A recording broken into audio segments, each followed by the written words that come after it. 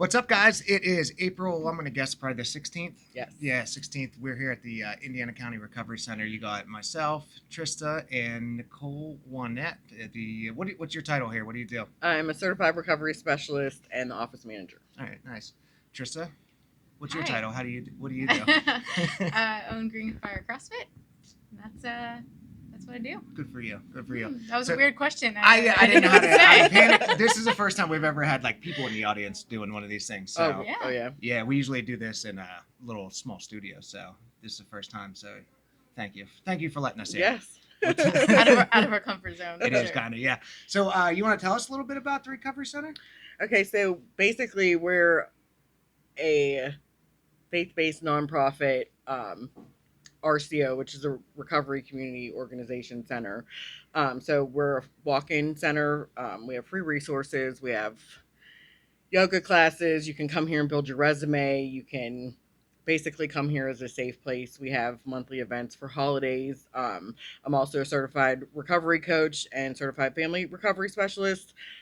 So I can do walk-in recovery coaching. If people walk in, they need to get into treatment. We host a lot of 12-step fellowship meetings in the evenings. We have crafts. We have all kinds of stuff here. So basically, it's a safe place for people to recover. Okay. What do you have to do to qualify to come here? Nothing. That's great. We often in the recovery community and like the post addict community and whatnot, you always get hammered with, well, there's no places for people that don't have addiction and stuff like that to go, but anybody can come here. Absolutely. Yeah. It doesn't have to necessarily be from substance use. It can be mental health. It can be, coming here and finding somebody that has something in common with you because you've survived domestic violence. Correct. You never know who you're going to find here that has something in common with you that can help. So it's a lot of peer-based. It's all peer-based services. So yeah. Is this funding that you take donations for to help support this, or is this stuff that you guys get like subsidized kind of funding? So we absolutely do take donations. We're a nonprofit, a 501c3. Great.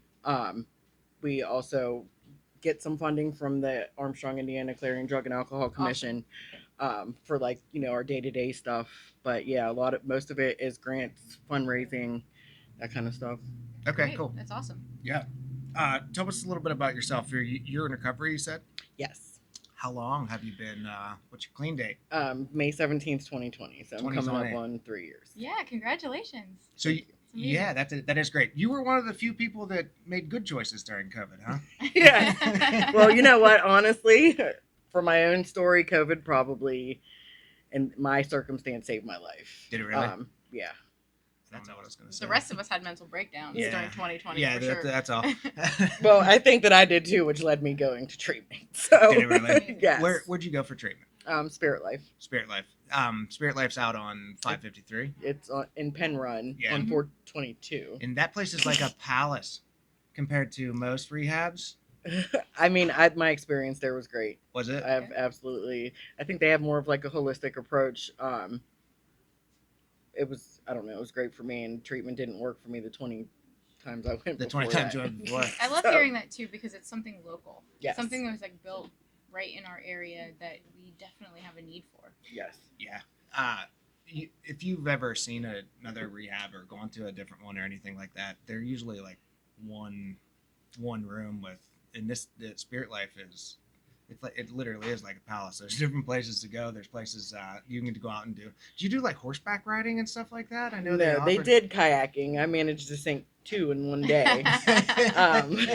So, yeah, they do offer a lot. Like I said, we did hikes in the woods, the kayaking. They have a program called Adventure Track where like it's actually like I don't exactly know what he is, but I'm pretty sure he's like licensed to do what he does. But yeah, they offer like stuff that I've never seen before in a treatment center. It's just like it's an initiation, I would say, to what life can be past recovery. Okay. Great. All right. Tell us a little bit about your start. Like how old were you whenever you first started doing drugs? Is it something from? Tell us your deepest, darkest secrets. I'm Right not now. telling you that. maybe next time. I was young, 10. 10. Yeah. Holy shit! How did that happen? Probably I moved to Philadelphia. It was a culture shock, so I think it was probably of trying to fit in. Okay. My life was like a little even rough before that with my family and like no stability. So Okay. it started young for me. How is the community support here with this program? Do you get a lot of community support? We're starting to. I Good. think that before a lot of people didn't know that the center was here. Um, so yeah, we're starting to. We have people that'll come in for haircuts. They're finally, advertising the things that we do in the newspaper. We are go to the CSP meeting, so more people are starting to know that we're here because they have been here since 2018, and actually SpiritLife helped start this center. Things have changed since then, and we became our own entity. But yeah, I think now that there's more activities, more involvement with myself that's very strong in this recovery community. Yes, and you're starting to actually build like a brand here. You're doing a good job, like because without solid foundations like yourself, this wouldn't be here. And I think the healthy living in Indiana County is finally starting to get a little bit of awareness. Trista's had her gym for 8 years, right? Going on 9. Going on 9 years, and there's a lot of people that didn't know the gym existed till 2-3 years ago. And but it's just healthy living styles and healthy living choices and whatnot. People are finally starting to get onto that a little bit, and I think the stigma from drugs and I think the stigma from mental health just I don't know that it exists as much as it did before either.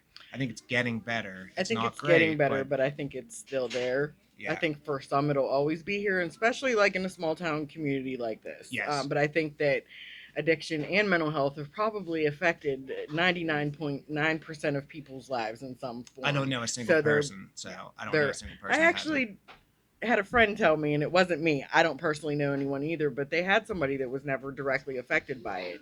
But because it is so rapid now, people are starting to understand a little bit more. Yeah. Um, And I think they're starting to tie addiction into mental health, which is, I think that's important because I said before, I don't like your circumstance at 10 years old. You couldn't possibly be responsible for doing drugs for the first time, right? I mean, I know you may have made the choice to do it, but you're 10 years old. How, you didn't, I'm sure you weren't sitting by yourself and just like, oh, I found some meth. oh yeah, no, it was definitely just weed, but not downplaying it because weed is still a drug. Well, at 10 But, years old, it's a it's drug. yeah. If you smoke marijuana before you're about the age of 15 or 16, it messes with the neuroplasticity in your brain, and it's a higher chance of you becoming schizophrenic too. So, Oh wow. yeah. So Well, hopefully maybe that doesn't maybe happen. that's something you can look forward to. No. I do want to say you're doing a really great job with your social media too. Yeah. And different events, because I personally didn't know this existed until we started doing stuff in the mental health field, and then our worlds all kind of came together. I had no idea, and now I see you guys on Facebook doing events all the time. Yeah. You had a trivia night, right? And that went really, really well. Yeah, it did. We're actually hopefully having another one next month. We're trying to do it like every other month, every 2 months. So basically, like that's when I came on as office manager. It kind of just like go ahead and see what you can make happen, and so I did. And it's really important, I feel like, for places like this because they are peer-based. And to become a certified recovery specialist, which I am, you have to be somebody in long-term recovery. You have to have been able to live the experience to share, and I think that's so important. Not only that, it lets you become an employable, productive member of the community and not working dead-end jobs and possibly falling back into the old lifestyle that you're comfortable with. Like, it gives you the capability to move forward, but it also gives other people the capability of seeing it possible. Yes. Yeah. I don't think I said that in plain No. English. I But know No, exactly but what you mean, though, you gotcha. because we watched with Alyssa, part of our group. She struggled to find employment into something, a career, and not just a small dead end job here and there. And she is finally getting those steps forward, and that's like a breath of hope yes. for other people that are going through the same thing. Yeah. One of Alyssa's best strengths, and it's actually a weakness in some points, is her like bulldog mentality. It's like, I need stuff right now. Like The instant gratification. Yeah, she texted me at 1 a.m. last night asking for my truck keys. And I'm like, no, you're not getting them till, like but she's moving this weekend and she just like wants to do everything right now. And sometimes I got to be like, hey, slow it down. But that also, most people would have been discouraged by not finding the job the 10th, 15th, 20th But time. it also came back on having that community support where we're like, Yes. hey, the right thing is going to happen when it's meant to happen. You've got to keep the faith, and it did. The most important part, especially in the beginning of the recovery process, is that patience, because a lot of things are going to be designed to knock you down, to make you go back to what you were. And if when you find the faith and you find the hope, to trust that it can work out for you because it's worked out for your predecessors and the people that have came before you. As soon as you make that conscious decision, for me at least in my experience, it happens. And when I preach this at almost every single week is environment. I think your environment's the most important thing. You know, we talk all the time. You're the average of the 5 people you hang out with, and having a center like this where you can just go on a Tuesday afternoon at 3 p.m. because you just want someone to hang out with. You need to use a computer. You got to use a printer. You need someone to help you. You've done good work with getting people into their next position just by pointing them in a direction and giving them the resources to send emails and just do dumb shit like that. Not dumb shit. I didn't mean that. No, but absolutely, that's what we're getting. I don't know if I even mentioned it. Everything we do here is free for the person. Yeah. There's never a fee for anything that we do. I help people do resumes on a regular basis. And we can outsource to the other places in the community. So we do have support from the Drug and Alcohol Commission, ICAP. If I have a mental health issue, I can send them to you. Or if I have somebody walk in here from Cambria County, I have resources there. Whatever the case is, because, our area in recovery, we're very well connected. I have places that I know that will hire people with felons, guys in the halfway house. Yeah. People in the 3/4 houses that are here. I took my start doing that, walking to work every day, making $10 an hour. I think they pay a little bit more now, but it built who I am. Yeah. So I, try to send people back through those same processes that worked for me. And I think that's the biggest part of it, is taking suggestions from the people that have done it. Yeah. And especially when you don't want to. Right. What's the most rewarding part of your job? Seeing somebody else get what I have. That's absolutely why. It's nice to be able to support my children and be able to pay my bills and, not have to worry about it. But when I see somebody walk through these doors desperate like I was in the beginning, and I see them get a job and I see them get their kids back and I see them, hit 9 months substance free or a year or however long it's been, just the small miracles like that feeds my soul. Yeah. What do you think the most important timeline is in getting sober? Do you think it's the first 30 days? Do you think because in the 5 or 6 steps of change, after everything's done, for a lot of people, whenever they're sober, they're like, I got this. That's whenever it happens a lot of times. Because I hear people all the time be like, well, they only have a month. I remember not being able to get 24 hours, so I think that anything is a miracle. When I knew that I wanted it forever, I had about 90 days. Is that when you figured it out? I was just like, this is what I want. Yeah. But I knew that I was desperate for a change. You can't put that on. I can't put an exact number on that because everybody's different. Everybody's a little different. That makes sense. I knew the day that I decided in treatment that I was going to make a promise to God, and keep my end of the deal up. I probably had 4 or 5 days into treatment at that point, but I saw it working for people that I knew where they came from. So I felt like this could possibly work for me because I exhausted every other way there was for it to try to work. Yeah. So. Yeah, because sobriety has nothing to do with logic. No. If it was just logic, no one would become an addict. It'd just be like, oh, this doesn't make sense. But it's actually kind of logical if you listen. Yeah, that's So I think it depends how you look at it. That's also very fair. You would think that it would be logical, but when you're in that, actively using substances, then no. I think the logic probably starts to kick in after you're already sober. Why didn't I do this a long time ago? Because that's how it was for me. I'm just like, what was I doing? Look at all the time I wasted, and now I just hope that I can plant a seed in the next person and not have to waste the time that I did. Yeah. Amazing. Yeah, a lot of times addicts will be like, I wish I had that last 10 years back. I wish I would have had it back. I think I used to. Yes. I'm sorry, I didn't mean to cut you off. Please, go ahead. Used to feel that way because at a point in my own addiction, I had lost my kids. Okay. So when I was in treatment, and I told my story as a mini story in treatment, and this girl just actually got full custody of her kids back, probably 6 months ago, telling me that it was an inspiration for her to not do it. Like my life had purpose at that point. It was like maybe like I went through all of these things so somebody else doesn't have to. Well, look what you're doing now. You've helped more people than you're ever going to be able to count in this short 3 years. So a lot of times your story isn't your story. What Right. you just said, I love that mentality so much. That's such a growth mindset because your pain served a purpose. Yeah. Even though it was awful, it sucked during the time, like you're using that instead of being down about it, you're using it as a way to change people and change lives. And I think that's amazing.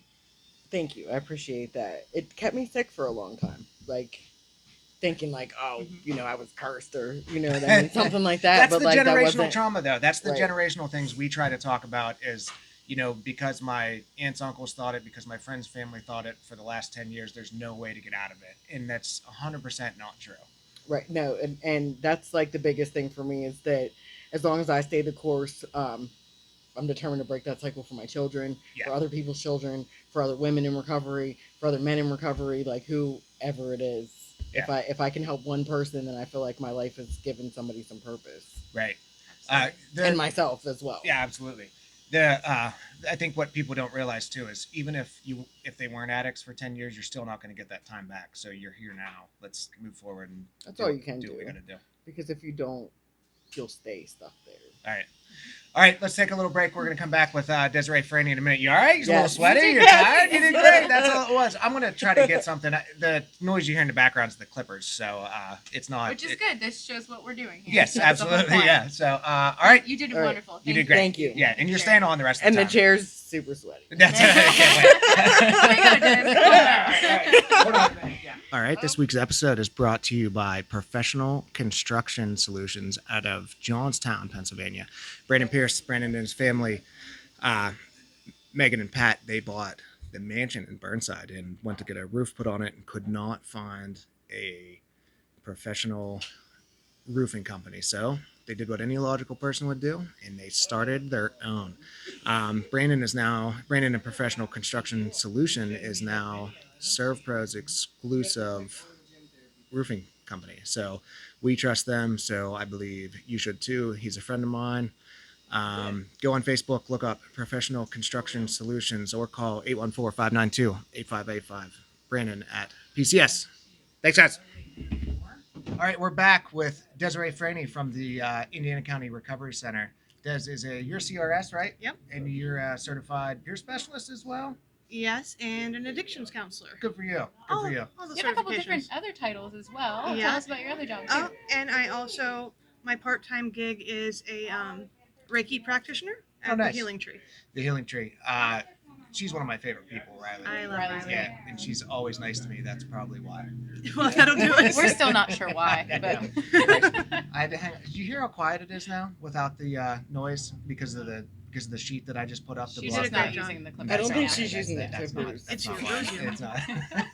It was all you, Justin. So you're a board member here, right? I am. What? When did that start? How long have I been a board? December. In December. Thank you. How do you become a board member? What's the process I there? think you're nominated, and the rest of the board votes. Yeah, pretty much. So half the board is made up of people that have a relation to somebody in recovery and people in recovery. Okay. how many board members do you have? Currently,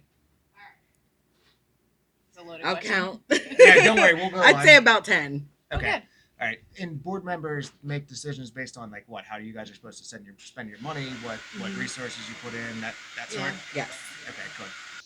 So you've also No. what's that? She said, "Did the sheet work?"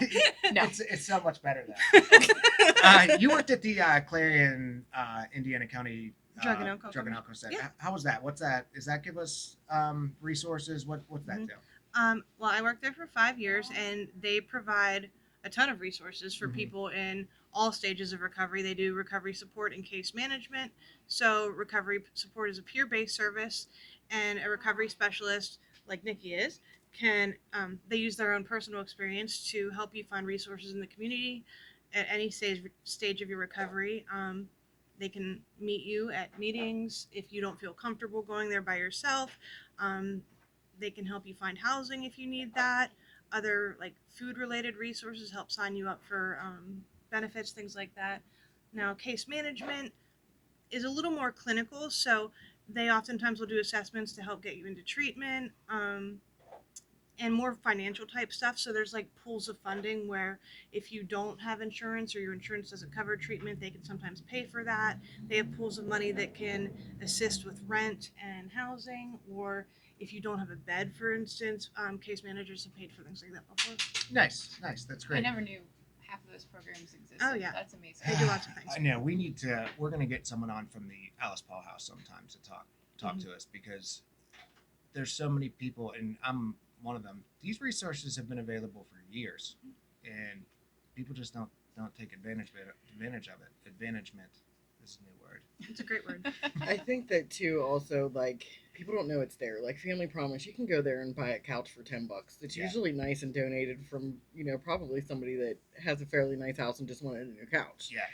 I send a lot of people there that are getting housing and stuff like that. So there's just so many programs out there, and that's what we're here for, is to send you there. And realistically, these people don't have to be addicts either. If you need help, just reach out. Just reach out. That's I'm starting to find that we have more people that want to help than we have people that want to receive help. And I want to be able to take people that are, like, let's just say we're highly motivated. I think there's 3 stages. There's unmotivated, motivated, and highly motivated. We need to try to take like some motivated people to help pick those people that are maybe not so motivated up and get them out to get the help. And it's just a compounding effect. Then they can do the same thing for the people around them and kind of unwind that. I used the word earlier, generational trauma. I think that's what we're trying to unwind here. It's kind of a Generational thinking. ripple in the pond. When you help someone else, they take Yes. what you've taught them and help the next person. Absolutely. Mhm. And it's the world's greatest pyramid scheme. That's what I want. So I love as long that. as you give me a little bit of money, I'll be able to help you out.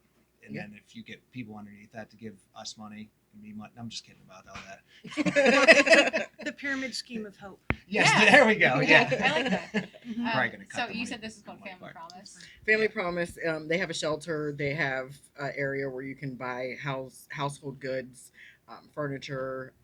You just become a member. You can fill out the application online, or you can come here and I can fill the application out for you and send you there. I think they're open certain hours daily, but you can even go there and buy toilet paper for 50 cents a roll. Yeah, So Never knew that existed. That's incredible. that is awesome. it's up near the guidance center on, I forget the name of the road, but Yeah, we'll look at it. And we're learning a lot, because these are things that we can have in our arsenal to help other people Yeah. that come in with Yeah, mental health. absolutely. Eventually, the goal for all this for us is to have a center somewhat like what you're doing with athletic resources for nutrition and how to properly work out and what it is. Because one thing that I found really interesting, Trista, you told me that women need strength training as they get older.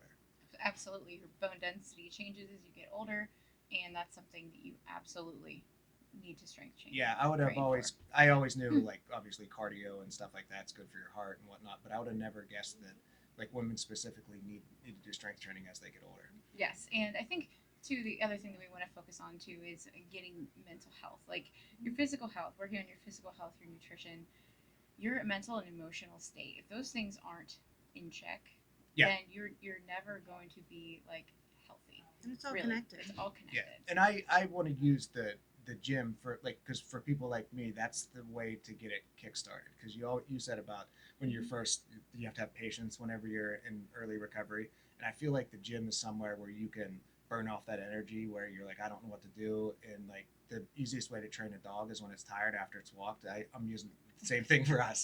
Like if you're exhausted you don't have time to go out and do that sort of stuff. I think that a lot of people in early recovery, I was saying, on the break, Yeah. that sometimes end up replacing the substance when they do put the drugs down and they do put the alcohol down or whatever the case is. Some people get into physical, Yeah. workouts and stuff. I personally am just like starting to work out Yeah. because I did take some time, and now, my mental health is good. My recovery is strong. Now I would like the outside to match the To inside. match inside, So, yeah. it is, I think things, progressively come. And I had someone in my life who did exactly what you're saying. They went from, went to rehab, came out, immediately just started working out, sleep, working out, sleep, and that was it. And then eventually started back into drinking again and started going back because they got sick of just replacing one with the other. And I think that you have to do the mental health work to really get through the full recovery. And if that's not taken care of, then it's really easy to slip back into those old patterns again. Absolutely. I would have never been able to be where I'm at today if my mental health wasn't okay first. Yeah, and Before anything. Yeah, absolutely. I said this with Josh Boyer when he was on our podcast only. I think every person that is a current addict, what they've either had mental health issues to start with, or they got started at such a young age, like for yourself, where it created mental health issues. So when you get out, psychiatrists, therapy, that sort of stuff goes hand in hand with NA and that goes stuff like that. And it's not that you have to do it. It just gives you, it's a tool in the belt, and it gives you the greater chance of success. And that's what we're looking for. I mean, Absolutely. addicts always look for the easy way out. Let's take it. Right. You know? And to talk to you, Des, you said you were doing the recovery in motion. How is that program working out? Well, I started that program. It was how many years ago now? Like 4, maybe. And since I switched jobs, the woman that took over my job at the Drug and Alcohol Commission is doing it now. But they have yoga at the YMCA on Mondays. So And nutrition here also Okay. on Wednesdays, of which you can explain like what happens if you go to these classes. But yeah, and it's really cool because with the YMCA, if you go to Recovery in Motion, I'm not sure how many times it is now, but if you go like a certain amount of times in 3 months, you can get a free membership to the YMCA. Oh, nice. So Good. family membership. 6 months. Family. Yeah. A The whole 6-month family family then. membership. That's awesome. That's fantastic. So I think that's really nice. I paid the YMCA from like 2008 to like 2015. I'm pretty sure they built that wing on me because I never once went. Des, do you want to tell us a little bit about the witchcraft you're into? I do not. Reiki? what even is Reiki? He calls me a witch all the time, so I'm glad that Perfect. there's this Thank evidence. you. You Thank know you. why I call her a witch? Do She's tell. a witch. That's why. Fair enough. Yeah, so Reiki is, it actually, the word stands for life energy. So it's the transfer of energy from one person to another. And really, everybody has the capability, but our bodies are sometimes out of balance, and one person can help another person restore that balance with focus. So, and it's really neat. I don't know if you ever heard of chakras, okay? Yeah, no. So your chakras actually line up with. I did. I stuttered. He's gonna mock me now. It's a me. It's a him I'm not- problem. I'm It's not- 100% yeah, it's a me. him problem. No, I'm into that. I'm into all that But stuff. your chakras actually match up with Maslow's hierarchy of needs. Ooh. So it's really interesting. So like your root chakra is like the safety, security type stuff. And it sort of goes up from there to your crown chakra, which is like self-actualization. So you can sort of feel for any blockages. And what's really neat for me, because I'm not like, when we talk about Reiki and chakras, we can sort of get real like woo with it. Sure. But I think it's really neat because I am like a counselor. I sort of come at it from a more mental health perspective, Mhm. and am able to give suggestions based, like, of course, I can feel from you like what's off, but we can talk about like what coping strategies we can use to more effectively balance those areas. I like it. So I like it. I watched this guy on YouTube. His name's Brandon Rayner. He's a reflexologist, and he believes a lot of your stuff comes from your feet because that's the thing that touches the ground, and you basically like loosen up some of the muscles in your toes to the ball of your feet. And he said a lot of people get actually like trapped energy in there, and it I never would have considered like people have frozen shoulders and things like that, and there's a lot of theories out there that's just like trapped energy at some point. This is all new stuff to me, so I'm going to try to learn some of it because I think again this is a tool in the belt. yeah, absolutely. You know? Do you think animals are capable of Reiki? Because Yes. good. Because like my dog will put its head on my knee, and like my knee will stop hurting. Absolutely. It's He's amazing. transferring his love to you. Yeah, I think people would be cursed if animals could talk. I I do. No, not dogs. They're just full of love. I truly, I actually do believe that because my dog gets this bump sometimes. It swells up on her face, so I always put my hand over it and then throw it away. I love that. Do you want to tell us a little bit about yourself? When did you start? Start Like recovery? like addiction. When did you Oh. start? How old were you? Oh boy, like 12. 12 years Like old. 12. That's unbelievable. Was it alcohol, marijuana, anything Well, else? it started with alcohol and marijuana, and then it progressed from there. Like, you know, like 5 overdoses and 3 rehabs and a psych ward later. I came into recovery in 2011. Okay. So, yeah. And then I've been working, like, the only job I've had outside of, like, mental health and recovery, I've done some, like, retail and stuff prior to that. But after I've been in recovery for about a year, I started doing this kind of thing. All right. That's Re- incredible. So, yeah. Retail's not great for your mental health, though. No, it was not. It was not. I started working in retail around the holiday season, and if that was not a test of my recovery, Oh. I do not know what is. But I think everything I've done has been some kind of lesson. I've learned a lot of patience and tolerance and acceptance, and that not everything is about me, because those people were not being mean to me because of me. Mm-mm. That's very A fair. teacher and a lesson, right? Yes. That's very fair. Yeah. Trista, you said about addiction earlier, and you had an eating disorder when you were young. Mhm. And do you think that people do kind of lean into have more addictive personalities that are not substance abuse? I think so. I know in my family, I mean, alcoholism is big. Mhm.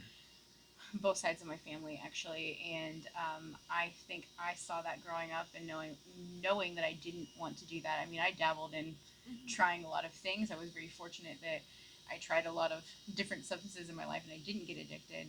But I also was, my sibling was an addict growing up, and I was expected to always be the good kid. And that put a lot of pressure on me where I wanted to be perfect all the time. And then when I did be a human with a human experience and, snuck out, stayed out late, did something when drinking, then it hit me tenfold later when I, the shame and, so then the one thing I could control was my intake of food. That was something I could control to be perfect. And I don't know, growing up, we were also in that skinny era where, remember where the jeans were like down to your like butt crack in there, and you had to be like a size 0 for. I'm glad that's over. Yeah, they're Me coming back. too. They're coming back, but No, that was mom jeans for life. Yes. right. That was the thing though. There's So we butt were cracks everywhere. told to be skinny, and It's that like was the plumbers union. your in here. worth. Your worth was off of what your body looked like, and I think that was a big thing for me. But yeah, I think addiction can show in a lot of different ways. Yeah. And for a while, for me, when I started working on that part of eating, it went to working out all the time, just working out. And if you don't take care of like what's going on, between your ears, then it's always going to show up in a different, just manifest in a different way. Yeah. Oh, I agree. What do you guys think about casual drinking? And there's so many people I think that are like, I'll just grab a 6-pack, and then that turns into 14 days in a row of just drinking 6 beers, and then that turns to 9, and then that turns to 14. And I think the mentality is to go sit at the bar. It's to go sit at Brunzies or I don't know, the local Legion or something like that, and just kind of do that all night. And I think there's so many people that don't believe that that's addictive behavior. I've tried to successfully just drink on the weekends. I've tried to successfully drink sometimes. I've tried to successfully be able to use substances and live a normal life, and it's not possible for somebody like me. Okay.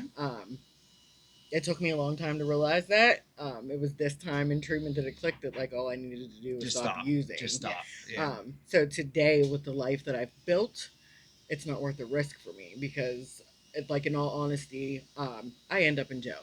Like within months, I'm going to jail or I'm losing something important to me, and it's no longer worth the risk. I no longer think that it won't happen to me. I know it will, so I don't do it. Just don't do it at all. Yeah, and there are resources here that like Vivitrol. Yes. Yeah. Do you want to tell us about some of the maintenance drugs you can get here? So we offer through True Care. They come here every Friday pretty much. I think there's one Friday of the month that she doesn't come. They do on-site Vivitrol, Sublocade. They can get you on the maintenance to get there. So that's just a part of harm reduction. Even when you're using those resources, because I as a CRS support harm reduction, but I as somebody that works a 12-step fellowship believe in complete abstinence. Okay. So I have, both perspectives. But if I can get somebody to stop sticking a needle in their arm or stop drinking, that's, what's important to me. I think the ultimate goal is to be completely substance free, completely not be on maintenance, but maintenance is a pathway to recovery. And it works for some people. some It people are saves on lives. Yeah, absolutely. save lives. Absolutely. There's some people that are on maintenance for life, and there's other ones that just get them through to the next step. And Vivitrol stops the alcohol and opiates from taking full effect. Am I correct? It will about make that? you sick. It will make you sick. Yes. So if you drink or do like if you take Vicodin or you It will heroin, make you it'll sick. make you sick. Yes. And that's And sometimes it'll send you into immediate withdrawal. Ooh. Yeah, because of the. I'm not exactly sure how it works. No, I'm I not a got you. doctor, Yeah, but It's supposed to we're help not with the doctors. cravings. Yeah. Supposed to So- curb the cravings too. Not worth the risk. No, whatsoever. and one thing I heard about that too is you can still overdose on it. It's not going to stop it from taking the effects on your physical body, just basically your mental. So if you do try to do it to like override it, eventually you're going to die. Yeah. Right. Yeah. The best part about that is like she said, it stops people from dying. Mhm. But unfortunately, like the fentanyl and the drugs that are out here right now, there's stuff that Narcan can't help. There's stuff that those can't help. So, we just try to shoot for complete abstinence. Yeah. But I'll meet somebody where they're at. If it means that I have to get them clean needles, that's what I'll do. If they're not ready to stop, you know what I mean? So it not necessarily something I, would like to do. I would like to help you get into treatment. But if you're not ready, then I'm going to do what I can to help you where you're at. I like that. I like that. I feel like that's something more people need to understand why that's important. Because that's huge with well, what about people with diabetes and what about people with this and we don't do stuff for them. Let me tell you, if you have diabetic needs and you're not getting your stuff, come here. We'll try to find you resources. Yeah, and also like through True Care and Central Outreach, who also comes here once a month, we offer free HIV testing, free Hep C testing, free STD testing. So there's a lot that we have to offer here that I probably will just keep realizing I didn't say. No, and you're gonna come on. I want you guys to come on later too, and we can do some podcast only stuff where we're not on video, and we'll be. We have a little studio set up at my place, and it's just more comfortable. Like right now, it's like all these people. She's looking at me, and that's making me nervous. Now she's giving me the eyebrows. Yeah, and if we were to do it here again, we could do it when there's not haircuts. It just happened. I think today. I don't know. I just same. like the live feel of it, and we wanted to step outside our comfort zone too. I kind of like this, and you'll probably notice we're awkward. We've always been awkward. It's and just us anymore. We're It's all human. Yes. And that's another great thing about this place is that you can be yourself. Somebody's going to understand that. Yeah. And I don't know, it's just really important for me. That's why we do the events, for people to know that they have somewhere to go. I spend my own holidays here, make my children come, so people have somewhere to go, because holidays are a high relapse rate, because people don't have families, they don't have somewhere to go. So we have Thanksgiving dinner, we have a Christmas party. Easter I did skip this year because I was finishing another certification, but we'll do something next weekend. We're planning trees and cleaning up trash for Earth Day. We do things, and we're merging with the rep room, and that's it, just the rep room. And so it's a lot of stuff. There's a lot more resources available to us than I ever would have imagined. Absolutely. All right, do you guys want to take a break? Sure. That's like 20 minutes. All right, let's go. All right, quiet down. All right, we're back. Couple of special ladies, Erica Pope, Sandy Simeone. Erica's nervous. Sandy's ready to rock. Doesn't matter where she's at. Yeah. Listen, my first Christmas at Megan's house, my spouse, I went downstairs and there's 3 women in the house and myself, 4 women. So I always used the downstairs bathroom that apparently hadn't been used in months. I number 1 and flushed it, and it overflowed all over the basement. And then when I went upstairs, I was playing with the dog, and someone knocked the tree over. So I made it out of that. I think you're gonna be all right here. I'll be all right. Yeah. Erica started it. Did you start it, or was it you and Des? Desiree started it prior to my employment. Okay. But I have taken it over since she moved forward in her career. Okay. And We're talking about Recovery in Motion. And tell us a little bit about Recovery in Motion. so Recovery in Motion is a program that is for anybody that's in recovery, that is supporting of recovery.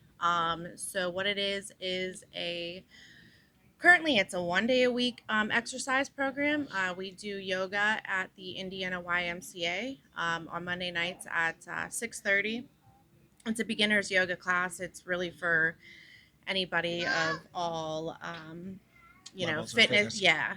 And then on Wednesdays here at the Recovery Center at noon, we do a nutrition class with a certified nutritionist. That's awesome. So, That's really yeah. great. That's great. A lot of the concepts that we employ are the same thing you guys do. I just had no idea you existed before we started it. So Yeah, and it's actually pretty cool because if a individual attends 12 times in a 12-week period, we can fund them to get a 6-month family membership for the YMCA for free. awesome, fantastic. So, yeah. All right, Sandy, what's going on? Nothing on Sandy's. And I'm here. Yeah, I'm here. What do you want to talk about? I'm a person in long-term recovery. All right. I'm a supervisor. I work at SpiritLife, Okay. Drug and Alcohol Treatment Center, Okay. and it's a 208 acre facility. We do. It's a holistic approach. We're faith-based. Awesome. We focus more on spirituality than we do religion. Doesn't Okay. matter what religion, or if you don't have a religion, Mm-hmm. you can come. And we have an adventure track program that also teaches clients to learn how to live and have fun without the use of drugs and alcohol. Kayaking, hiking, golfing. Campfire coffee. Campfire coffee. Yeah. I think that's one of the so most much important things is taking some of the synthetic happiness items like drugs and substances and whatnot and replacing them with organic happiness and feelings. I know just this year, because I shut down a lot. I just don't feel anything whenever I'm going through stress. I'm like whatever. And Easter, I was at my parents' house, and my nieces, nephews, brothers, sisters, everybody's there, and we were egg hunting and stuff like that. And I started getting like this warm feeling, and I was like, "Shit, that's what you got to do." Because I just shut down and didn't do anything for like 2 weeks. I went to the gym, like I missed a whole week of the gym and whatnot, and then I went there and I was like, "This is what you need, not the fake ass feelings that you get, whenever you do drugs." I think that's important. Yeah, that's one of the big reasons like we have the events and stuff here is so people know that there is like a life outside of recovery. We do karaoke. We did donut eating off the ceiling for Halloween. How did you do that? I ended up on the floor. But it was cool. Like you tied donuts and you have to eat them without your hands. Ooh, I like that. But it's just like so much fun to see people have fun sober. Yeah, could you imagine singing karaoke sober? Oh, we do That sounds all the like time. That sounds like my nightmare. I haven't crossed that line yet, but we'll see. I love that. It was a whole I have. club.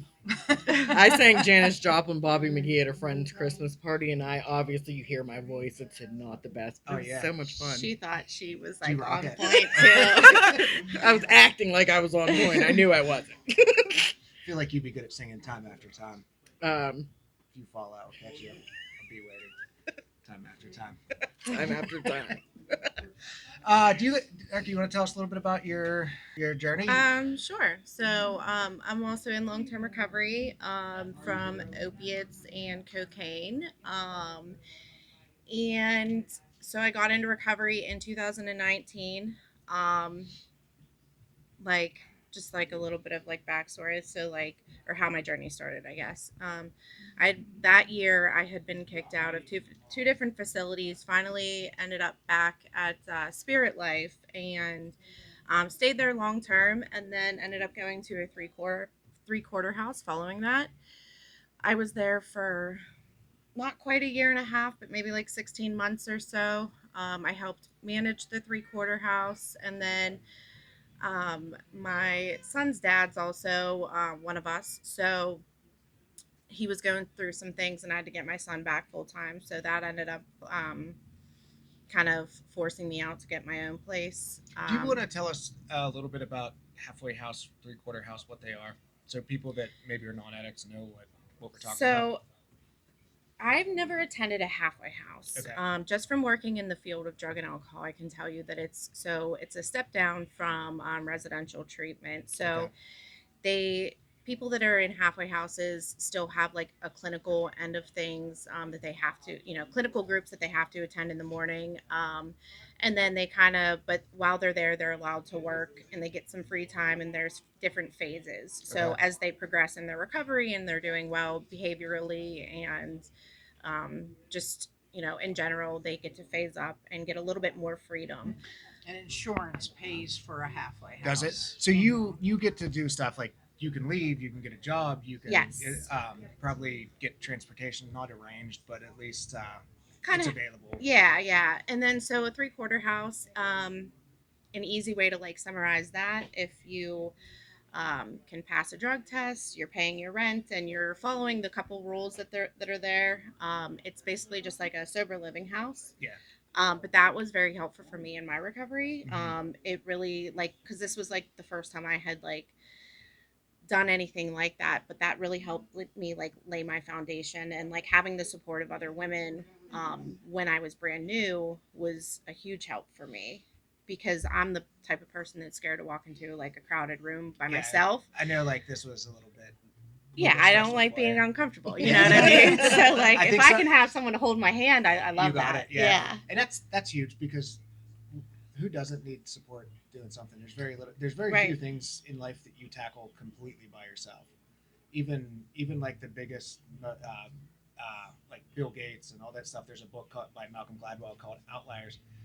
They were just lucky in certain moments, and they had the support of people around them. They're not actual outliers. They're just the ball bounced their way a couple of times, and they didn't Right. do it by themselves. Right. And we talk about recovery. There's only 7% of people that recover fully. That's the same amount of people that become professional athletes.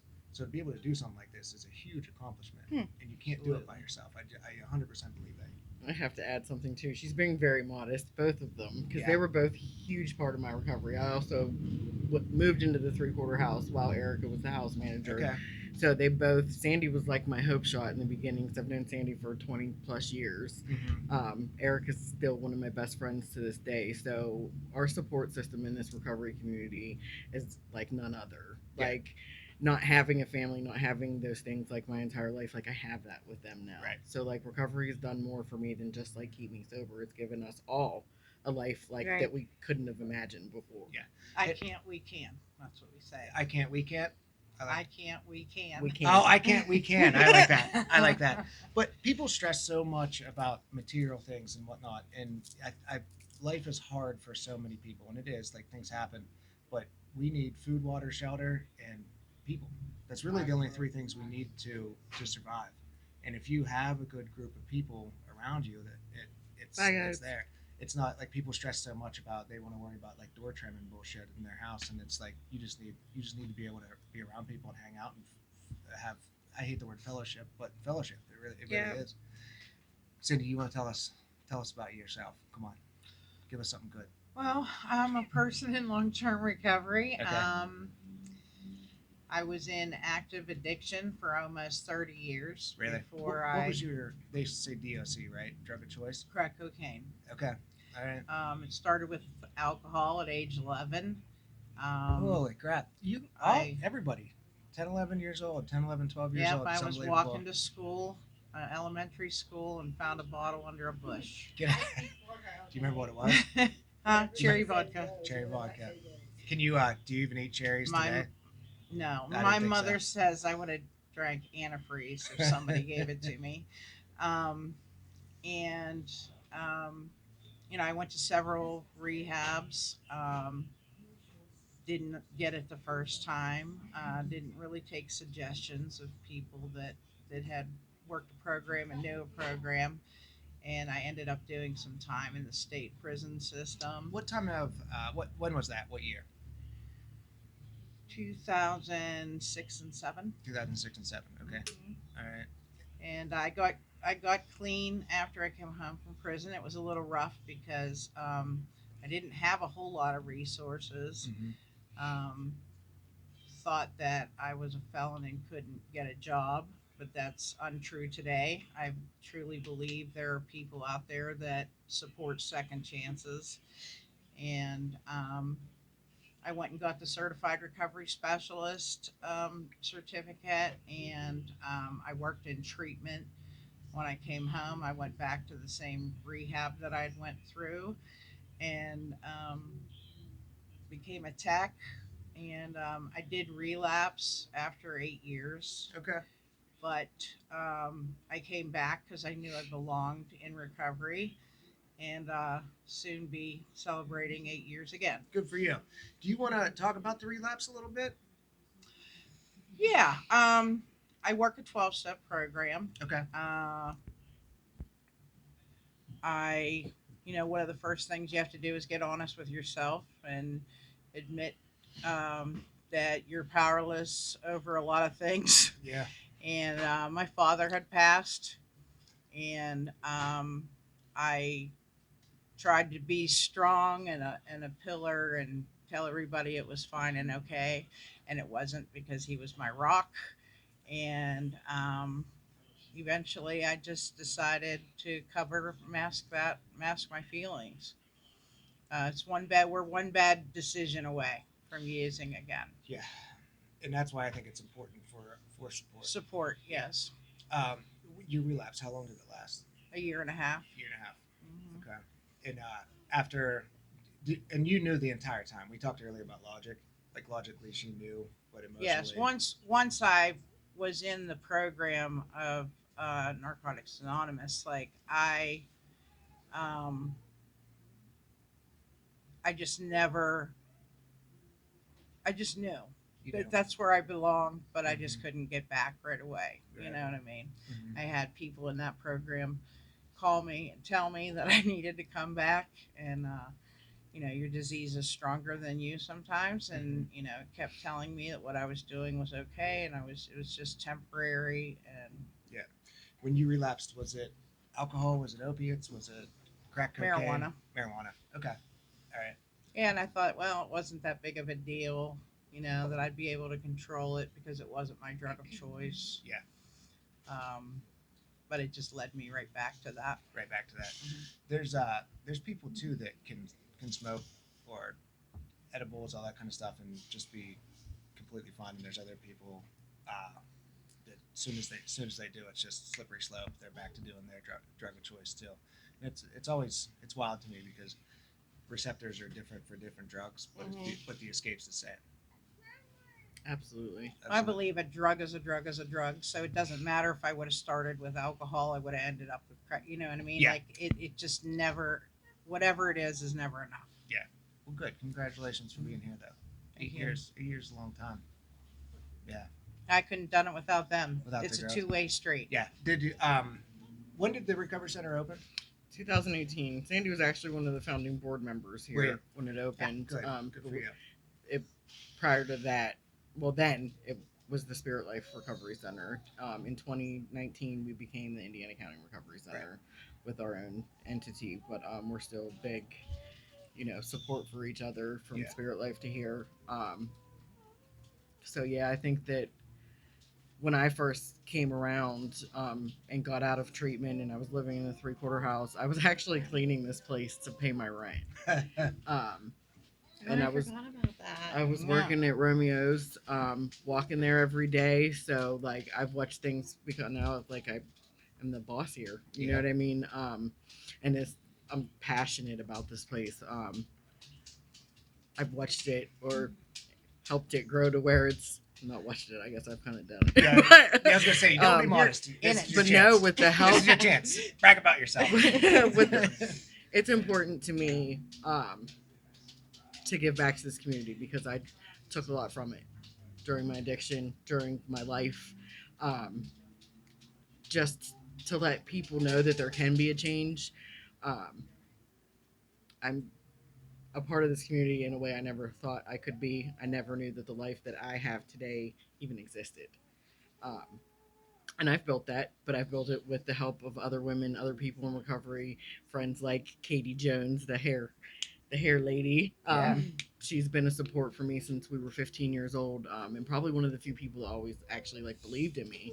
So now, like, to be able for her to come, give back to and perform the haircuts, and I don't know, it's just it's a good feeling to be a part of and not feel separate from or different anymore.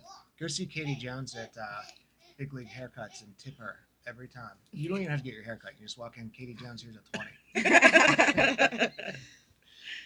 How many people do you think come through here in a month? It varies. Sure. if it's for the 12-step fellowship meetings in the evening, it's in around about 4 to 5, sometimes more, sometime, give or take a little bit, 100 a month on a daily basis. Um, some days it's little, some days there's 20 people in here. But on a monthly basis, I would say it ranges from 125 to 200 a month. Our last year, when I first started here, the very first year that I worked here, it was a little over 3,000 people. The second year was 4,715, and last year was 6,086. That's phenomenal. So That's I can't believe I phenomenal. remember. I know, but but I That's do. great. Something else recovery gave me, but Our mind back. it's growing. It's growing. That's awesome. And everybody here seems like they're super hard workers too. It seems like you're all not just your jobs, but you have stuff over and above that. Do you think that comes from having a full time job and being an addict? Because being an addict is also a full time job. So Yeah. you kind of need something to replace that. Because I personally, I constantly have to keep moving. I constantly have to have something. I need some version of stimulant almost all the time. Yeah. I complain because my son and I are generally like home, like relaxing one day a week, but I need to always be moving. I need Always to be be doing moving. something. So whether that's us going and doing, going to a meeting or going and, doing something for him or like spending time with our friends or whatever. Um, yeah, I always need to be on the move, which Yeah. is a blessing and a curse, I think. No, for You sure. know? I know I'm all over the place, but also too, I like to take breaks like by myself, like not complete silence, but like solitude. But Yeah. I need to be moving all the time, but also like, and it's that I think it's that instant gratification. It's like whatever I need now, and it's really really important to like kind of stop that, Yeah. curb that a little bit. You have to learn to find balance. And I at first I didn't know how to be alone. Sure, sure. I've always been a social butterfly, Mhm. and I've always, once I found like working in recovery and chasing my own recovery, I had to realize that I needed to slow down sometimes and just sit on the couch. Sure. You know. Yeah, kind of watch movies and plan your escape, not through drugs, like your escape through other things. Not only that, like it's important when you work in recovery, which we all do, is you have to keep your own recovery on the forefront, and a big part of recovery is self care. I know that I dove in way too much in the beginning and like almost found myself burnt out, so I had to take a step back and figure out what was most important. So I have to set time aside for myself. But like most of the stuff that we do outside of work is still together. Yeah. You know what I mean? Even if it's like going for a walk or taking our kids for ice cream or a fire at Sandy's house or, you know what I mean, picking a newcomer up and going to a meeting. Because like for us, the most important people are the ones that are still actively using, are the ones that are still struggling, because somebody helped us when we were at that phase. Yeah. And that's really like what it's about. Yeah, as far as resources for family members that want to get that non-addicted family members, but they want to help, there's probably a ton of people out there that don't know how to help. Um, I know Alyssa, her people tried to step in for years and years and years with Alyssa, but this was like 2001, 2002. You said the first time you got sober was 2007, or you were in jail in 2007. Yeah. What Well, was that was the end of my road. I was sleeping on a trailer floor with my coat as a pillow in a house that I thought I would never ever step foot in. really? But the state system actually saved my life. Did it really? Mhm. That's good. That's good. You don't hear a lot of positive things come from the state, but it's really great that they were able to help you out, like insurance. I Stuff mean, like I that. think just removing me from Removing town you and removing me from, because I didn't know how to do that. yeah. Because I always went to rehab and I always came home. And, a halfway house was offered to me, and I was like, but there was a big long waiting list. Yeah. And I said, oh, well, we're not doing that.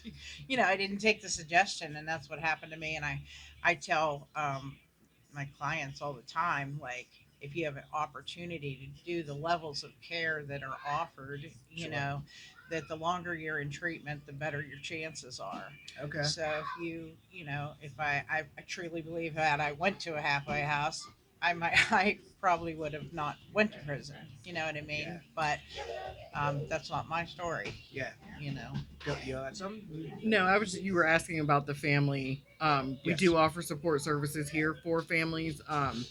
In the evening, there is another 12-step fellowship. It's a Nar-Anon meeting. They have it every Wednesday night at 7:15. I believe there's also one at the Open Door for Al-Anon at 7 on Thursdays. There's also a course that is offered here once a year, and then also through ADAC at other locations. It's called Be a Loving Mirror, Okay. and it's a class that you basically learn how to not be an enabler for the person, Okay. but still love them.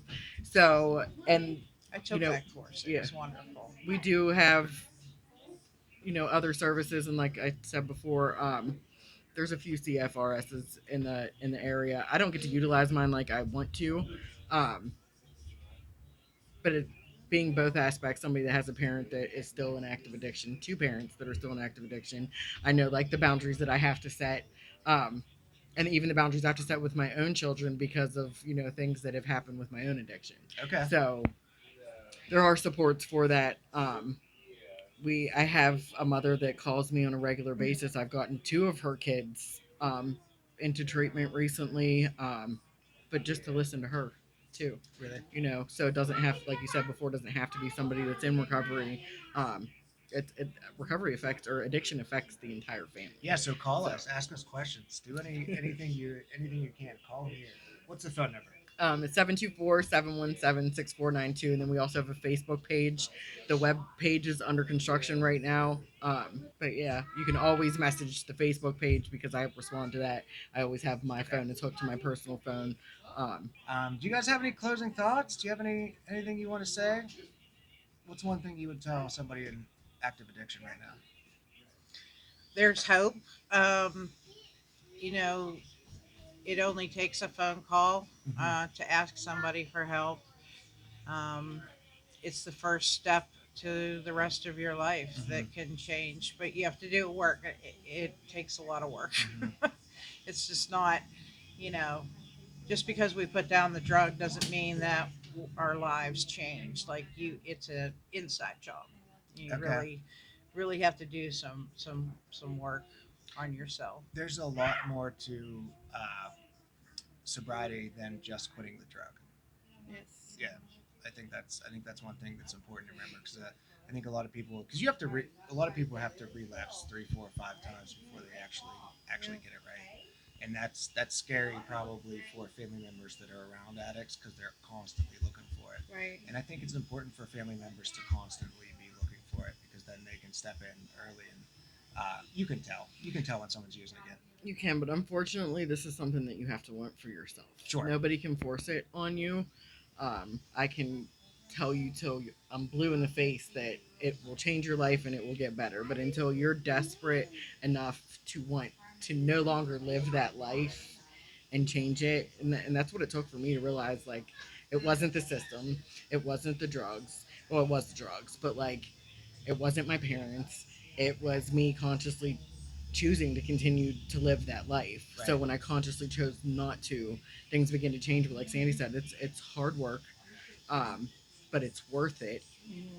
And it doesn't always have to be. Like, I have way more better days than I do bad. But as long as like I don't pick up a substance, I can progress through. So like, if I just don't use, like, just for today, I'm okay. I think just for today is an important phrase too that is used in recovery a lot. Is just for today. You don't have to do it forever. Just for today, Right. and that turns into forever. And you have to live like that, especially in the beginning. Because like Sandy said, it takes one bad choice for all of us. So something that I say to a lot of my clients is, they're like, "Oh, you have way more time than I do."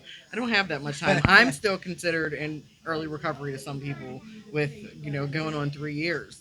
I don't feel like it's early recovery. I feel like my entire life has changed in this amount of time. I can't imagine myself going back for anything, but it takes one back decision. I'm the same distance from the gutter as somebody with 24 hours clean if I choose to pick up. I like that.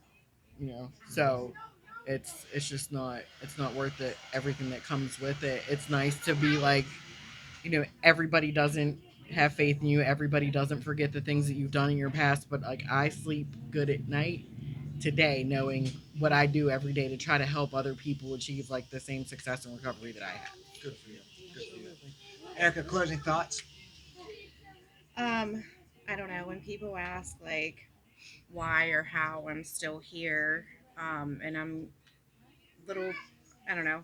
This summer will be 4 years for me. I just say like I don't live some like I was telling my dad this the other day, and I said I don't live some grandiose life, right? Yes. Like I got a little 2-bedroom apartment for me and my son. But like the couple of things that I do have and just the life in general and like the peace and the happiness that I have today is I'm not willing to risk. And plus, not like on top of that, if I use my drug of choice will kill me. Yes. And There's I no don't such want thing as part-time addicts. right. And like I choose not to drink because I know that if I have a couple of drinks, I might be okay for a couple of weeks, a couple of months maybe. But eventually I'm going to be drunk one night and want to go get my drug of choice. And like I said, that drug of choice will put me in the ground. Yeah. It showed it to me. That show was proven to me right before I got clean. You know Yeah. what I mean? So, but I do promise. So what I tell people is that I don't want to risk the life that I have today, but I promise there is a better life on the other side. I think Like, I think it's important too for your friends and family, especially when you go to like Memorial Days that's coming up. And just don't like you're a heroin user. Don't worry about it. Just have a couple beers. Like stop making your friends drink. We're not 20 anymore. right. Yeah. That has to also be a choice of yours too. I don't go to places where they're drinking. I didn't go to my high school reunion. If my family breaks out the alcohol at Christmas or wherever the case is, I remove myself from the situation because I might not drink then, but I might eventually try to, and it's going to ruin my life. It's where it's fun for them, but it's going to ruin my life. And it's not. There's one person that can have a toothache and take a 5 milligram Vicodin and 2 years later be a heroin addict. Done, There's right. somebody that can have their knee replaced and take 30 milligrams, 60 milligrams and be completely fine. And there's no rhyme or reason to it. Either. Right. I'm about to have a knee replacement. Oh, I didn't mean that. Well, when you get done, you're coming in. You're laying right there the entire time. Oh, they will. We're They gonna will take care not. of They will not let me be. All right. Well, congratulations, ladies. This is really fantastic. You guys should all be proud of yourselves. Thank you. And just one last thing, Yeah, like yeah, go just for the record, reach out if you do need help. Like Sandy said, we're here. It's a judgment-free zone. 9 chances out of 10, one of us have done it. So, but we've also fixed it, and there's things to combat the bad, and just being a good person and putting good out there is good. And if it's possible for 2 convicted felons, and anybody else that was in a bad place, have been to prison, have lost everything. Everything that I gained back was better through recovery. I can tell you that. Awesome. Well, thank you, ladies, very much. This is great. Thanks Thank for you, having Thanks, us. Justin. We Yeah. appreciate you. Yeah. Well, thank you. We'll do this again. This will be good. All right. That's it. Love you guys. Go outside. See ya.